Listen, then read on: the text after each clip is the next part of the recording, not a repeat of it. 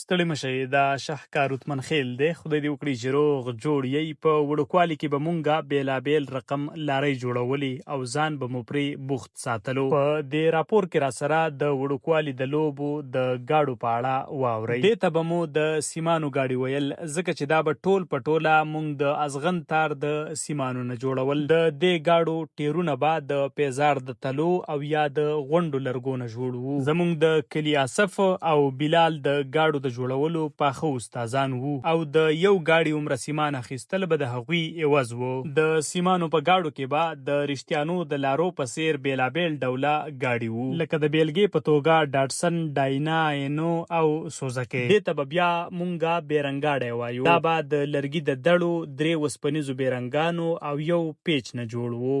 په بشپړه توګه به بیرنګاډی مونږ مخکته خوشی کوو او یا به مو پسې دیکه وهله. مونږ به د بیرنګاډي چلولو ته خپلې زولنې خامخا په بړه کې منډلې، ځکه چې د بیرنګ لاندې راغلې لمن به روغه نه پاتې کېده. او ماته یاد شي زما نیا په 2005 کې زما په کشر تره یوه شپه د کوره بهر د تناره په غاړه سبا کړې وه، ځکه چې د ښوونځي تورې ملیشه جامې یې په بیرنګاډي سیرې کړې وې. دا ګاډینګۍ نومیږي چې د نه د تاوکړې لختې، د کوکر د پټې او یا به مو د اوبو د پیپ نه جوړوله. په کلي کې به مو د ګاډینګۍ د منډې سیالۍ تابیا کولې. په تندي به مو شنه خوله ماته وه، خو د دې مصنوعي دنیا نه تر فکرونو میله لرې د خپل ماشومتوب په دنیا کې سره ډوب وو. دغه رقم به مو دا د لارۍ زوړ ټیر په ډانګي وخو او وروسته به مو پسې منډه وهله. په کلي کې به چې د چا سره دا ټیر وو نو هغه به په ویاړلي ډول په ډاګه کوله چې او زمون کرا